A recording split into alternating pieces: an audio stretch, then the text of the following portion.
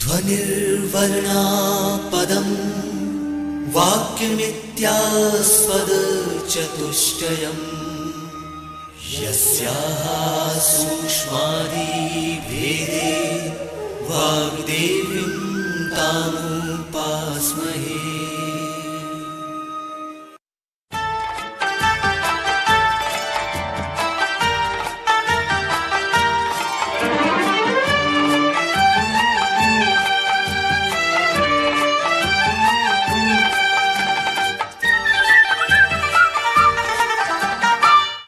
मध्य प्रदेश भोज मुक्त विश्वविद्यालय का इलेक्ट्रॉनिक माध्यम निर्माण और शोध केंद्र EMPRC प्रस्तुत करता है समाज शास्त्र विषय पर आधारित ध्वनि कार्यक्रम मैक्स वेबर का पद्धति शास्त्र। ये कार्यक्रम MA समाजशास्त्र के प्रथम वर्ष के विद्यार्थियों के लिए प्रथम प्रश्न पत्र शास्त्रीय एवं आधुनिक समाज शास्त्रीय सिद्धांत की चौथी इकाई पर आधारित है। इस कार्यक्रम की विषय विशेषज्ञ हैं डॉक्टर माधवी लता दुबे। कार्यक्रम का ध्वनि मुद्रण, संपादन और प्रस्तुतिकरण किया है अमर बहादुर यादव ने। तो साथियों, आइए सुनते हैं ध्वनि कार्यक्रम मैक्स वेबर का पद्धति शास्त्र।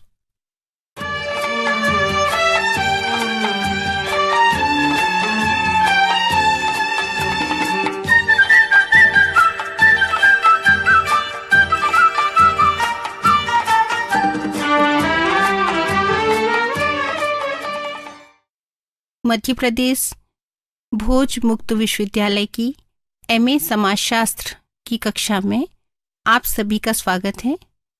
विद्यार्थियों, आज हम जिस विषय पर चर्चा करने जा रहे हैं उसका शीर्षक है मैक्स वेबर का पद्धति शास्त्र। मैक्स वेबर, जैसा कि विदित होगा कि मैक्स वेबर समाजशास्त्र के संस्थापकों में से एक हैं। जर्मनी के उन विद्वानों में इनका नाम प्रमुख रूप से गिना जाता है जो अन्य विषयों में भी दखल रखते थे। प्रखर विद्वान, दर्शनशास्त्री, अर्थशास्त्री, विधिवेत्ता के रूप में मैक्स वेबर पहचाने जाते हैं।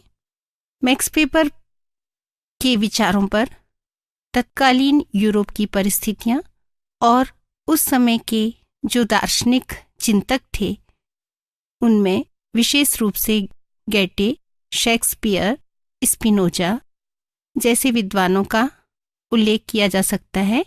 इनके चिंतन से वेबर प्रभावित हुए। वेबर का जो समाजशास्त्र में योगदान है, विशेष रूप से उन्होंने समाजशास्त्र को विज्ञान बनाने में और साथ ही जो सैद्धांतिक प्रस्तावनाएं उनके द्वारा दी गईं उनमें धर्म और आर्थिक विकास के सहसंबंध को, नौकरशाही की अवधारणा को, सत्ता के प्रकारों को, कानून के समाजशास्त्र को विशेष महत्व दिया जाता है।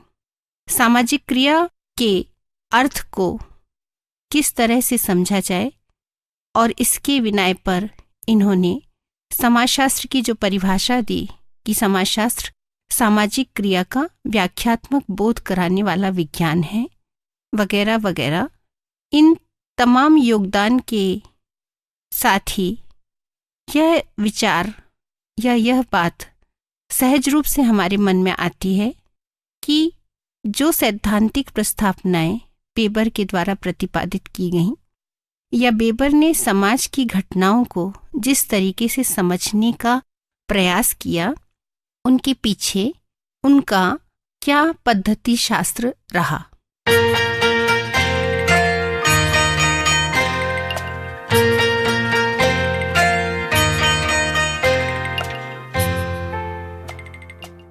विद्यार्थियों, पद्धति शास्त्र से अभिप्राय क्या है? सबसे पहले हम इस बात को समझें। पद्धति शास्त्र दरअसल वह तरीका या उन उपकरणों का समावेश किए हुए अध्ययन का एक आधार होता है जिसके माध्यम से किसी भी घटना को समझा जा सके। चूंकि समाजशास्त्र को वैज्ञानिक दर्जा दिलाना था और वेबर समाजशास्त्र विषय के अग्रणी जो संस्थापक थे उनमें से एक थे, इसलिए इन्होंने इस बात पर जोर दिया कि किस तरह के अध्ययन के तरीके से समाजशास्त्र को वैज्ञानिक दर्जा दिलाया जा सके।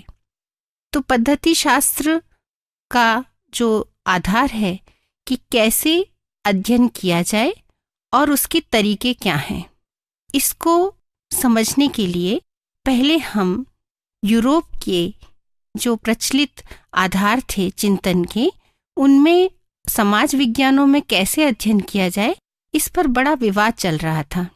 एक विचारधारा थी जो यह कहती थी, जो उस समय का आदर्शवादी दर्शन था, उस विचारधारा का यह मंतव्य था कि प्राकृतिक विज्ञान में प्रयुक्त पद्धतियों का प्रयोग सामाजिक विज्ञानों में वर्जित होना चाहिए। और दूसरी तरफ एक विचारधारा थी, उसका मंतव्य यह था कि सामाजिक घटनाओं का वैज्ञानिक अध्ययन संभव है। डिल्थे जैसे विचारक यह कहते थे कि सामाजिक घटनाएं भिन्न होती हैं, इनका बोध नहीं हो सकता। दरअसल प्राकृतिक घटनाएं, इनका अवलोकन, निरीक्षण, परीक्षण संभव है और इनके कार्यकारण संबंध को प्रकार्यात्मक आधार पर भी स्पष्ट किया जा सकता है। तो उसकी स्पष्ट पद्धतियां विकसित की जा सकी थीं, लेकिन समाजशास्त्र में यह एक समस्या थी कि समाज के विकास को समझने के लिए किस तरह की अध्ययन पद्धतियों को विकसित किया जाए। मैक्स वेबर अपने पूर्ववर्ती जो विचारक थे, कॉम्ट स्पेंसर, मार्क्स की भांति किसी व्यवस्था के निर्माण के पक्ष में नहीं थे जो विकास के सामान्य नियमों का दावा करे। उनका मंतव्य था कि जीवन की वास्तविकता को स्थिर प्रत्ययों और नियमों को खांचे में बांधकर नहीं समझना चाहिए। दरअसल वेबर का यह विचार था कि जो भी घटनाएं समाज में घटित होती हैं, इनका निहित अर्थ जानना बहुत आवश्यक है। हम किसी भी घटना को जैसी वो दिखाई देती है, दरअसल वह वैसी हो, उसकी वास्तविकता में और उसके होने में बहुत अंतर होता है। तो हमें एक अलग तरीके से अध्ययन करना होगा, ऐसा वेबर का मंतव्य था। जैसा कि आप जानते हैं कि मार्क्स ने अपने अध्ययन में यह कहा कि हमारा अस्तित्व हमारी चेतना को निर्धारित करता है। वेबर का मानना था कि ऐसा नहीं है। हमारे विचार, हमारा चिंतन और हमारा प्रत्येक कार्य का ढंग हमारी संस्कृति के अर्थों से प्रभावित होता है और इस तरह व्यक्ति का व्यवहार अलग अलग संदर्भों में अलग अलग होता है। तो हम किसी स्वाभाविक नियम या सिद्धांत का निर्माण नहीं कर सकते, बल्कि अध्ययन के लिए हमें कुछ विशिष्ट तरीकों को अपनाना होगा। इस संदर्भ में अब हम यह चर्चा करेंगे कि कैसे वेबर ने अपने इस विचार की पुष्टि में पद्धति शास्त्र का निर्माण किया।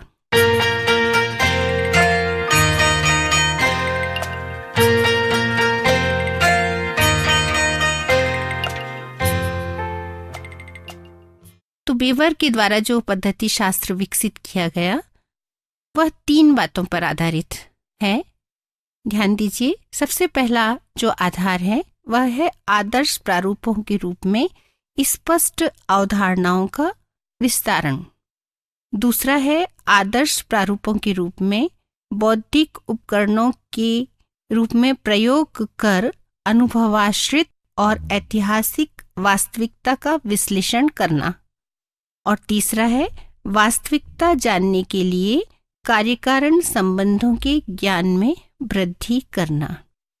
इन तीनों बातों में जो स्पष्ट रूप से हमें समझ में आता है कि वेबर अपने अध्ययन में विशिष्ट रूप से आदर्श प्रारूप की बात करते हैं। अब ये आदर्श प्रारूप का मतलब क्या है? पद्धति शास्त्र का एक महत्वपूर्ण उपकरण आदर्श प्रारूप, जैसा कि आप नाम से ही स्पष्ट है आदर्श प्रारूप का अभिप्राय आप यह न समझें कि आदर्श का मतलब अच्छा या कोई एक अर्थ। दरअसल आदर्श प्रारूप का जो अंग्रेजी शब्द है आइडियल टाइप, तो टाइप से मतलब या प्रारूप से मतलब है कि हम कुछ पहचाने जा सकने वाले विशिष्ट लक्षणों की बात करें। और आदर्श का सामान्य जो वेबर ने अर्थ निकाला वह है विचार द्वारा निर्मित। तो एक सैद्धांतिक उपकरण जो किसी विषय को सरल बनाने, समझाने या विश्लेषण में मदद करे और जो समाज में किसी भी अवधारणा को लेकर भ्रम की स्थिति है या उसकी जटिलता है, उससे हटकर एक सार्थक अर्थ प्रदान करने के लिए सहायक हो। तो आदर्श प्रारूप जो उनकी पद्धति शास्त्र का आधार है, उसका अभिप्राय आप समझ सके होंगे कि यह अध्ययन करने का एक तरीका है जिसमें घटनाओं को, अवधारणाओं को एक समझ के आधार पर, अर्थ के आधार पर विशिष्ट विश्लेषण के लिए उनके लक्षणों के माध्यम से हम अलग करते हैं। कैसे इन बातों को समझेंगे, इसके लिए वेबर ने जो 3 बातें अभी हमने आपसे चर्चा में कही, आदर्श प्रारूप के माध्यम से अवधारणाओं का विस्तारण करना, और जो दूसरी बात थी कि अनुभवाश्रित और ऐतिहासिक वास्तविकता का विश्लेषण करना, और ये वास्तविकता जानने के लिए कार्य कारण संबंधों के ज्ञान में वृद्धि करना। इन बातों को हम वेबर के सिद्धांतों के माध्यम से समझ सकेंगे क्योंकि उन सिद्धांतों में वेबर ने इनका प्रयोग किया है। विद्यार्थियों, स्नातक स्तर की कक्षा में मैक्स वेबर के जो विचार आपने पढ़े होंगे, उनमें आपने पूंजीवाद की अवधारणा, जो उन्होंने Protestant ethic and the spirit of capitalism किताब के अंतर्गत धर्म और आर्थिक विकास के सिद्धांत को समझाने में प्रयुक्त की है, उसे उन्होंने आदर्श प्रारूप के माध्यम से कैसे समझा होगा, इसके ऊपर हम चर्चा करते हैं ताकि आप यह समझ सकें कि कैसे सिद्धांत के उपकरण के रूप में आदर्श प्रारूप हमारी मदद करता है।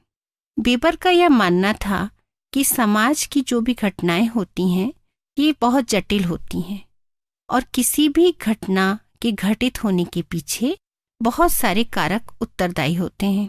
इन सभी का अपना एक अलग संदर्भ होता है जो उसकी संस्कृति से निर्धारित होता है।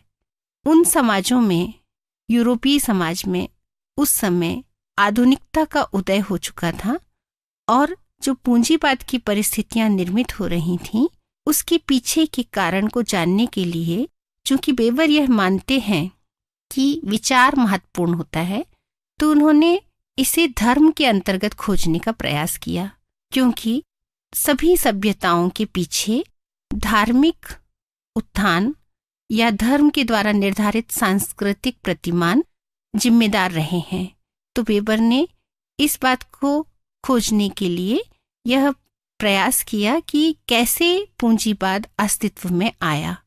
तो उन्होंने उसके पीछे प्रोटेस्टेंट आचार संहिता के उन नियमों को आदर्श प्रारूप के माध्यम से ढूंढने का प्रयास किया और पृथक पृथक रूप से उनके सहसंबंध को जानने के आधार पर यह स्पष्ट किया कि प्रोटेस्टेंट आचार में ऐसे नियम हैं जैसे कठोर परिश्रम, यानी कार्य ही पूजा है, ईश्वर मनुष्य से ऊपर है, ईश्वर इस जगत का सृष्टा है, लेकिन मनुष्य को अपने श्रम के द्वारा अपने धार्मिक कार्य की पूर्ति करना होती है।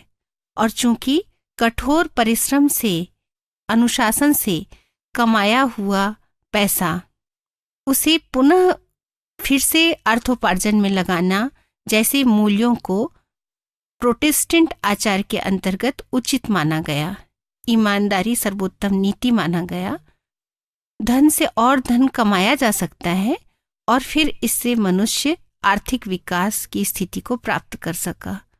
तो पूंजीवाद का जो स्वरूप प्रोटेस्टेंट समर्थक देशों में मिला या उन समाजों में मिला, वह अन्य स्थानों से अलग था। तो वेबर का यह कहना स्पष्ट रूप से समझ में आता है कि कैसे हम विशिष्ट घटनाओं को उनके लक्षणों के आधार पर अवधारणाओं को समझें और समझकर किसी घटना का विश्लेषण करें। व्याख्यात्मक बोध यानी किसी भी घटना का एक अर्थ सामान्य रूप से होता है और एक अर्थ उसका वास्तविक अर्थ होता है। इसकी व्याख्या करने के लिए कार्य कारण संबंधों को स्थापित करना होगा। कार्य कारण संबंधों को स्थापित कैसे किया जाए और कैसे किसी घटना का एक अलग अर्थ होता है, इसे वेबर के सामाजिक क्रिया के सिद्धांत के द्वारा हम समझ सकते हैं। जैसा कि वेबर ने यह कहा कि अर्थपूर्ण क्रिया सामाजिक क्रिया है। अब सामाजिक क्रिया भी 4 तरह की है। सामाजिक क्रिया का अर्थ स्पष्ट है और समाज में व्यक्ति का जो व्यवहार है अंतःक्रिया के दौरान, वह किसी न किसी अर्थ से जब प्रभावित होगा, तब हम उस कार्य कारण संबंध के आधार पर सामाजिक क्रिया को समझ सकते हैं।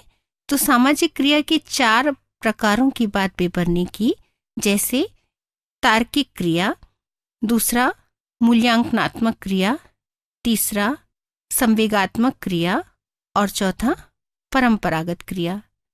वेबर का यह स्पष्ट इसमें प्रारूप के आधार पर जो विभाजन है क्रिया को समझाने में, उन घटनाओं के आधार पर, क्रिया के अर्थ के आधार पर, निहित अर्थ के आधार पर यह अलग अलग प्रारूप तैयार हुए। जैसे जब व्यक्ति समाज में किसी लक्ष्य को प्राप्त करने के लिए साधन और साध्य के संबंध के आधार पर उद्देश्य को पूरा करना चाहेगा, तब वह क्रिया तार्किक क्रिया होगी। जब व्यक्ति निर्देशित प्रतिमानों के आधार पर क्रिया करेगा, तब वह मूल्य आधारित क्रिया होगी। जब क्रिया तुरंत किसी भावना या किसी परिस्थिति से प्रभावित होकर संवेग के आधार पर घटित हो, तो वह संवेगात्मक क्रिया होगी। और जब परंपराओं के कारण समाज में लंबे समय से चले आ रहे व्यवहार के आधार पर क्रिया घटित होगी, तो वह परंपरागत क्रिया होगी। तो सामाजिक क्रिया को उसके निहित अर्थ, उसके वास्तविक अर्थ को स्पष्ट करने में घटना के पीछे के कार्य कारण को समझना आवश्यक होगा। तो इस तरह से वेबर ने आदर्श प्रारूप जो तैयार किया, उसके पीछे उसका स्पष्ट अभिमत था कि घटनाओं को उनके ऐतिहासिक और कार्य कारण संबंधों के आधार पर समझकर व्याख्या करना होगी। इस तरह हम उन उदाहरणों के माध्यम से यह समझ सके हैं कि आदर्श प्रारूप अध्ययन पद्धति का एक महत्वपूर्ण आधार है। इन उदाहरणों के साथ यह स्पष्ट हो जाता है कि आदर्श प्रारूप की क्या विशेषताएं हैं। विद्यार्थियों, जैसा कि अभी हमने आपसे चर्चा की, आदर्श प्रारूप किसी अच्छे बुरे किसी के अर्थ में नहीं, बल्कि यह अध्ययन की विशिष्ट श्रेणियां हैं। दूसरी विशेषता है कि ना तो यह किसी तरह की उपकल्पना है और ना ही यह किसी व्याख्या या विश्लेषण में अंतर करने के लिए है, बल्कि यह किसी भी घटना की वास्तविकता के नजदीक पहुंचने के लिए एक आधार है। इस तरह आदर्श प्रारूप का प्रयोग कार्य कारण की व्याख्या के लिए हो सकता है। यह सामान्यीकरण व तुलनात्मक अध्ययन दोनों में सहायक है। जैसे धर्म और आर्थिक विकास की चर्चा में वेबर ने दुनिया के अन्य देशों में प्रचलित धर्म और उनके आर्थिक विकास की तुलना प्रोटेस्टेंट आचार संहिता वाले देशों में या समाजों में जो आर्थिक विकास है, इससे करके यह स्पष्ट करने का प्रयास किया कि कैसे धर्म आर्थिक विकास को प्रभावित करता है। आदर्श प्रारूप का उद्देश्य अस्पष्टता और अनिश्चितता को दूर करना है और भ्रम की स्थिति को खत्म करके समाज की घटना के वास्तविक अर्थ तक पहुंचना है। तो अभी हमने यह समझा कि आदर्श प्रारूप क्या है, वेबर ने अपने सिद्धांतों में किस तरह से इसे आधार मानकर अवधारणाओं का विकास किया और समाजशास्त्र में अपना अद्वितीय योगदान दिया।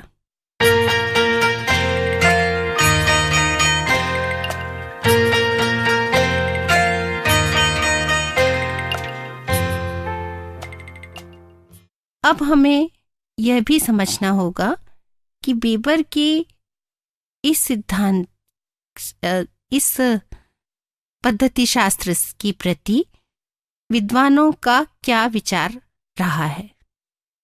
इरविन जेटलिन ने वेबर के आदर्श प्रारूप की अवधारणा को अस्पष्टता और भ्रम दूर करने के लिए प्रस्तुत करने में सहायक बताने के पीछे यह दावा किया कि वेबर यह कहना चाहते हैं कि समाज की घटनाएं अस्पष्ट होती हैं, जटिल होती हैं। आदर्श प्रारूप के माध्यम से घटनाओं को विशिष्ट श्रेणियों में रखकर समझकर अवधारणाओं का विकास किया जा सकता है, किंतु जेटलिन का यह मानना है कि वेबर इस प्रयास में पूर्ण रूप से सफल नहीं रहे, क्योंकि कभी कभी वेबर ने आदर्श प्रारूप और वास्तविकता के बीच भ्रम की स्थिति उत्पन्न होती है, इसका निराकरण नहीं किया।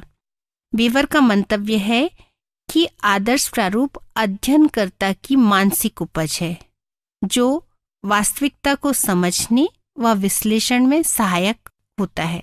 अतः यदि अध्ययनकर्ता आदर्श प्रारूप का निर्माण वास्तविक घटनाओं के आधार पर करता है, तो वह वास्तविकता की व्याख्या किस प्रकार कर पाएगा, क्योंकि वह स्वयं वास्तविक हो जाएगा।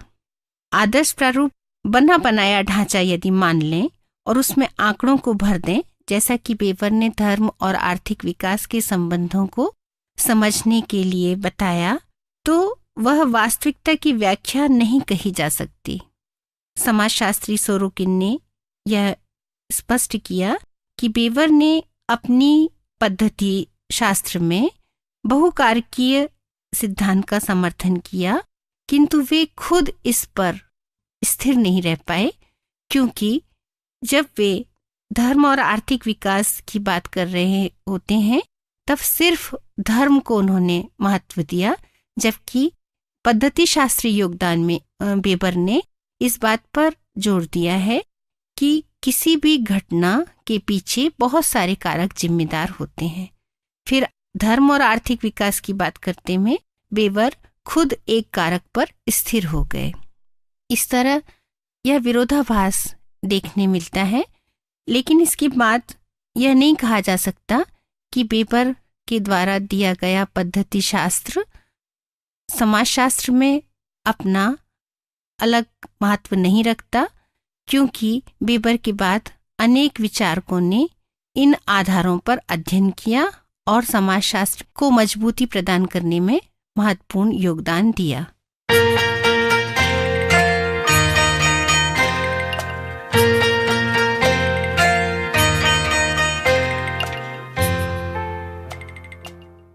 एक बार पुनः हम वेबर के द्वारा जो पद्धति शास्त्र दिया गया है, इसे संक्षेप में विचार करें।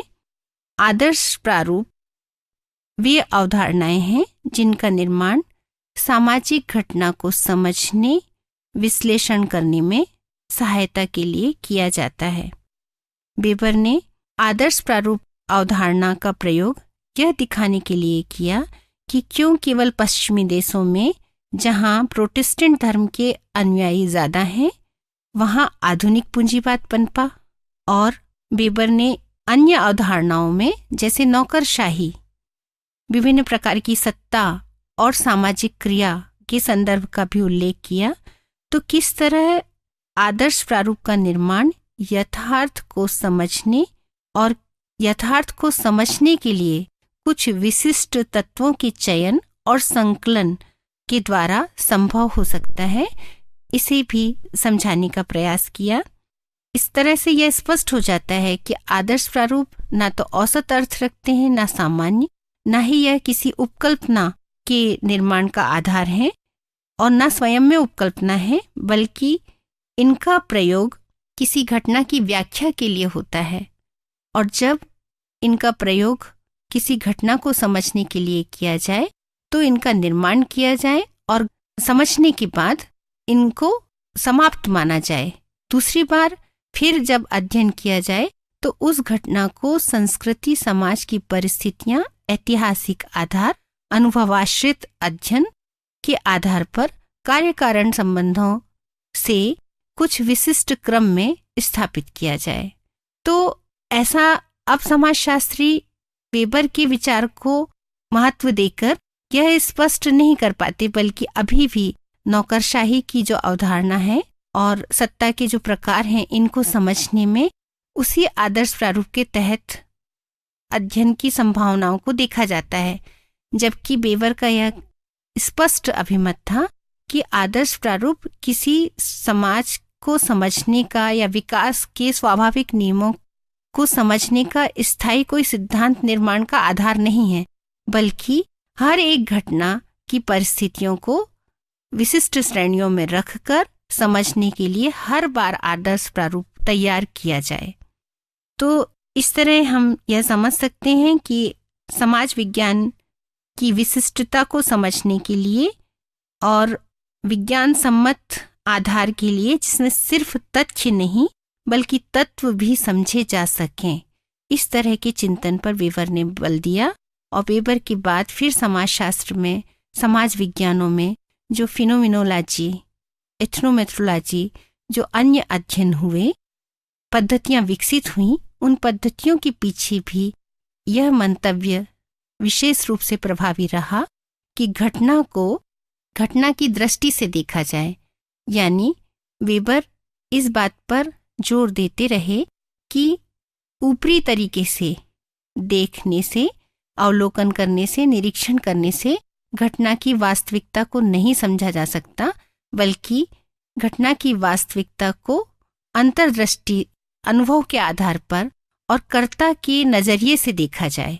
तो इस तरह से यह तभी संभव है जब हम घटनाओं को उनके लक्षणों के साथ रखें और इस तरह स्पष्ट अवधारणाओं को समझ के किसी भी व्यवहार को समझा जा सकता है। तो आज हमने यह जाना कि समाज विज्ञान में वेबर ने जो पद्धति शास्त्र विकसित किया वह अन्य विद्वानों के द्वारा दिए गए पद्धति शास्त्र से किस तरह भिन्न है और उनका यह योगदान समाजशास्त्र को वैज्ञानिक आधार बनाने में कितना महत्वपूर्ण है। आज की कक्षा में बस इतना ही। अगली कक्षा में हम पुनः उपस्थित होंगे। धन्यवाद।